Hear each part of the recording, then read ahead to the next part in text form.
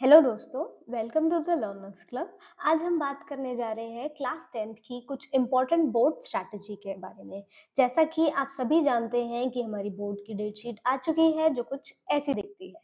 देखिए, ये हमारी बोर्ड की डेट शीट है। 19th को संस्कृत या फिर 21st को हिंदी है। तो आपके पास दोनों में से जो भी है कुछ गुड 3 to 4 डेज है आपके पास इंग्लिश के लिए।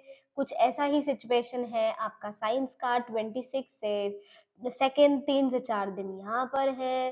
कुछ सिमिलर सी सिचुएशन यहाँ है, कुछ सिमिलर सी सिचुएशन यहाँ भी है।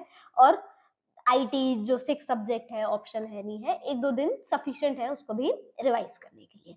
अब जो बोर्ड्स इतने पास है हमारे 19 फरवरी से है, तो सबसे पहले तो एक बेयर मिनिमम है कि 15 फरवरी तक आपकी जितनी भी प्रिपरेशन है, आपको जितना भी कुछ नया पढ़ना है वो फिनिश हो जाना चाहिए। आप उनसे कवर कर लो। आपने अभी तक कुछ पढ़ा है, पढ़ना स्टार्ट किया है, नहीं किया है, वो person to person of course vary करेगा, स्टूडेंट टू स्टूडेंट वेरी करेगा।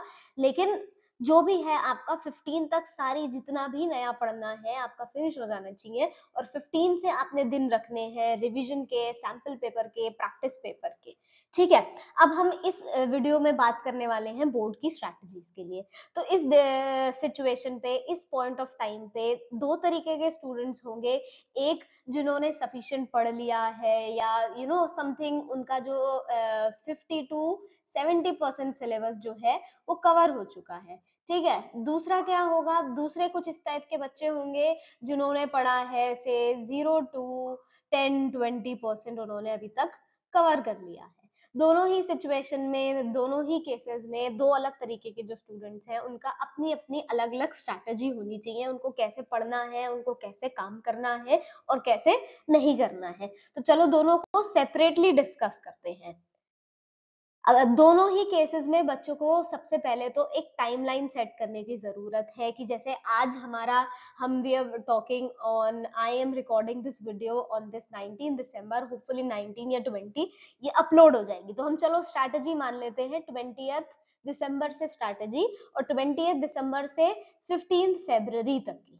ठीक है। 15 फेब की तक की स्ट्रैटेजी अगर ये होगी तो 20 से 15 कोई मोटा मोटा 2 महीने, सम 50-55 डेज है। अब इस पॉइंट ऑफ टाइम पे आप बच्चों ने क्या करने की जरूरत है, आपने अपना टाइमलाइन सेट करना है। हमने जो वीक सब्जेक्ट्स है, जो वीक टॉपिक्स है उन पे भी ध्यान देना है और जो स्ट्रॉन्ग है उन पे भी ध्यान देना है। ठीक है। तो अगर जिनकी प्रिपरेशन हो गई है 50+% में कवर हो गई है, तो उनको क्या करना चाहिए, उनको सबसे पहले एक रोड मैप तैयार करना चाहिए, एक लिस्ट बनानी चाहिए कि उन्होंने क्या क्या कर लिया है, उन्होंने जो जो कर लिया है उसमें से इजी क्या है। और मैं ये रेकमेंड करूंगी कि सबसे पहले तो आप जो आपको आते हैं टॉपिक्स, जो आपको इजी लगते हैं, जो आप बेसिक फाइंड करते हैं, उनको रिवाइज करके, उनको प्रैक्टिस करके, पॉलिश करके फिनिश करो। से मे बी स्टार्टिंग के 10 डेज में 20 से 30 तक इनको वाइंड अप करो। ठीक है। जब ये वाइंड अप हो जाए तो जो टॉपिक्स आपको मीडियम लगते हैं, बेसिक के बाद आप आना मीडियम टॉपिक पे। और एक बार आपके मीडियम टॉपिक्स खत्म हो जाए फिर आना डिफिकल्ट टॉपिक्स पे। अच्छा, और पढ़ाई का पैटर्न क्या होना चाहिए? अच्छा, ये जो चीज मैंने बताई ना, basic to medium to difficult, यही सेम होना चाहिए उन बच्चों के लिए जिन्होंने कुछ नहीं किया है, उनका भी यही सेम होना चाहिए। ऐसा क्यों? क्योंकि सबसे पहले जो हमें इजी लगता है, जो हमें बेसिक लगता है, हम उसको कवर करते हैं। तो इससे हमारा कॉन्फिडेंस बिल्डअप होता है।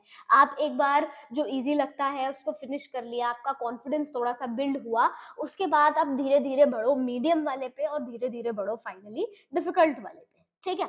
सिलेबस, जो भी बच्चे ये सोचते हैं कि सिलेबस पूरा खत्म करना है या प्री बोर्ड की तैयारी करनी है, पहले प्री बोर्ड के लिए सारा सिलेबस पढ़ना है फिर बोर्ड के लिए, नहीं। Let me tell you, pre board आपकी प्रैक्टिस के लिए होते हैं। चाहे आप पढ़ने में अच्छे हो, एवरेज हो, एक्सीलेंट हो, आपने प्री बोर्ड के टाइम पे क्या करना है, आपका फोकस सिलेबस खत्म करके जाने पे नहीं होना चाहिए। प्री बोर्ड में आपका फोकस होना चाहिए कि आप जितने भी टॉपिक कर रहे हो, से फॉर एग्जाम्पल हम अपनी बायोलॉजी की बात करते हैं तो बायोलॉजी में हमारे 5 यूनिट्स हैं। ठीक है। अब इन 5 यूनिट्स में से आपको ऐसा लगता है कि इन 5 यूनिट्स में से आपको 3 सफिशिएंट है या 3 अच्छे से आते हैं या 3 की आपने स्कूल में ट्यूशन में बराबर क्लासेस ली है, तो सबसे पहले आप प्री बोर्ड में उन 3 को ही पक्का करके जाओ। इन केस आप अपने प्री बोर्ड में पूरा सिलेबस कवर कंप्लीट नहीं भी कर पाते, तो उसके पीछे नहीं भागना है कि इसको कैसे कंप्लीट करना है, आप जितना करके जाओ। प्री बोर्ड आपकी प्रैक्टिस के लिए, आपकी रिविजन के लिए है। तो आप जो जो प्रिपरेशन प्री बोर्ड में कर रहे हो वो ऑथेंटिक होनी चाहिए, वो 100% होनी चाहिए। ये नहीं कि प्री बोर्ड में फटाफट पूरा सिलेबस करके चले गए, और जो सिलेबस करके गए अब उसमें से कुछ लेसन यूनिट ऐसे थे कि जो फटाफट एक दिन पहले पढ़े थे, तो 2 दिन बाद, पेपर देने के 2 दिन बाद आप उनको भूल ही गए। तो हमारा जो अल्टीमेट गोल होना चाहिए वो इस टाइम पे बोर्ड होना चाहिए।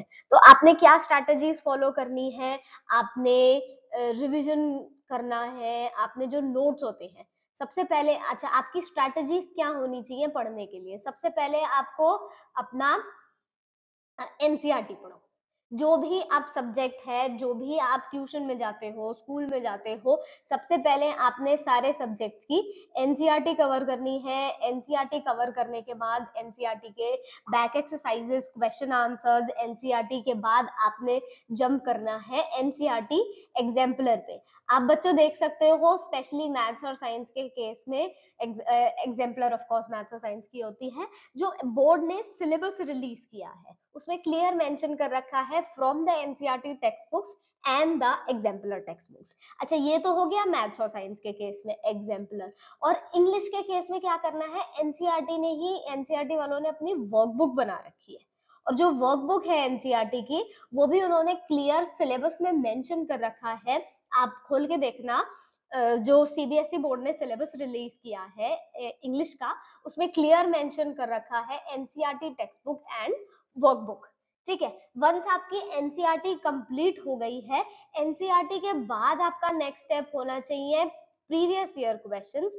प्रीवियस ईयर क्वेश्चंस और प्रीवियस ईयर क्वेश्चंस के साथ साथ आपने चलना है बोर्ड के रिलीज किए गए प्रैक्टिस पेपर या फिर सैंपल पेपर। इन केस आपको इश्यूज है बोर्ड के प्रीवियस ईयर क्वेश्चंस क्या, कहाँ पर मिलेंगे, कैसे मिलेंगे, या फिर सीबीएसई ने जो प्रैक्टिस पेपर रिलीज किया है वो कहाँ पे और कैसे मिलेगा, तो stay tuned with us on our channel. हमें लाइक करो, हमें सब्सक्राइब करो, जिससे हमारा भी हौसला बढ़े, हम ज्यादा से ज्यादा वीडियोस बनाएं आपके लिए।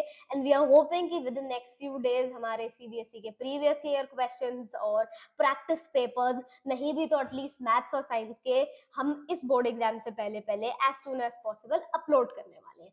ठीक है, आपने एनसीईआरटी से प्रिपेयर किया, आपने प्रीवियस ईयर क्वेश्चंस और practice questions release by board, सबसे पहले जितना इंफॉर्मेशन, जितना डेटा, जितना स्टडी मटेरियल सीबीएसई बोर्ड ने रिलीज किया है, once you are done with all those, फिर आप आना सैंपल पेपर पे।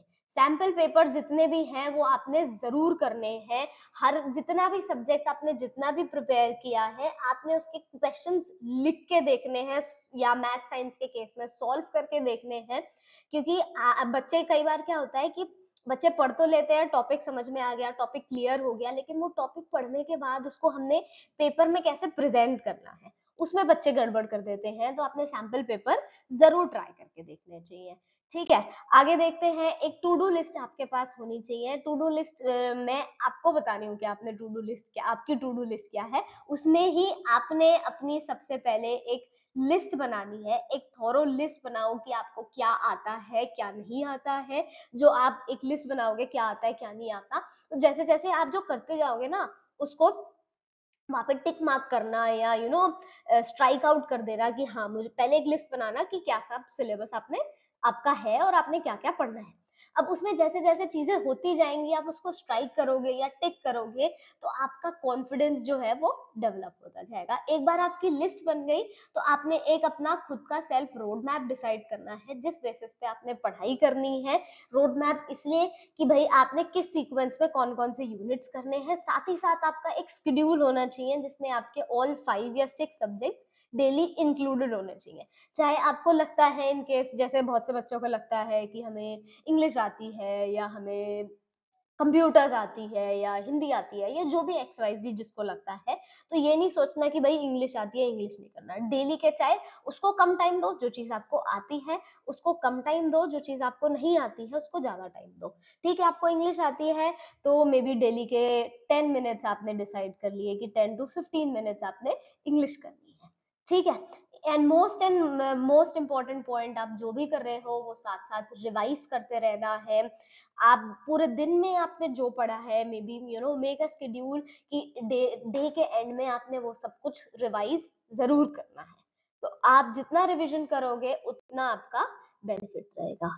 ठीक है, उसके अलावा हम बात करते हैं कुछ चीजें जो आपने अवॉइड करनी है। मोस्ट इंपॉर्टेंट चीज, आपने खुद को कभी भी किसी से कंपेयर नहीं करना। मेरे दोस्त ने तो इतना कर लिया, मेरी फ्रेंड ने तो इतना कर लिया, उसको तो इतना आता है, इसको तो उतना आता है। कोई दिक्कत नहीं है, जिसको जितना आता है वो उसके लिए आता है। आप अपने पे ध्यान दो और अपने बेटरमेंट पे काम करो। ठीक है, आपने डिस्कशन नहीं करना है। बहुत से बच्चे क्या करते हैं, डिस्कशन में लग गए कि अरे यार मैंने ये कर लिया, उसके बाद ये हो गया, मैं ये पढ़ाई कर रहा था। आप जितनी दूसरों से सलाह लोगे, एडवाइस लोगे ना, उतनी दिक्कत है। आप जितना डिस्कस करोगे, कोई आपसे कह रहा है कि उसने पढ़ लिया है या उसने नहीं पढ़ा है, पता नहीं भाई सच बोल रहा है नहीं बोल रहा है। इस time it's high time you need to be very very alert, focus on your own self. And most important चीज, जितने भी एक्सक्यूजेस होते हैं, मेरे घर में शादी है, मुझे मम्मी के साथ कहीं जाना पड़ गया, मुझे इससे मिलने जाना है, या मेरे घर पे गेस्ट आ गए, ये सब एक्सक्यूजेस हैं जो किसी ना किसी फॉर्म में आप खुद को एक्सक्यूज दे रहे हो। आप जो भी एक्सक्यूज दे रहे हो वो खुद को दे रहे हो, खुद के डाउनफॉल के लिए। तो प्लीज प्लीज प्लीज सारे एक्सक्यूजेस अवॉइड करो और ज्यादा से ज्यादा टाइम, ज्यादा से ज्यादा अटेंशन अपनी पढ़ाई को दो। So with this, all the best for your examinations. Thank you so much.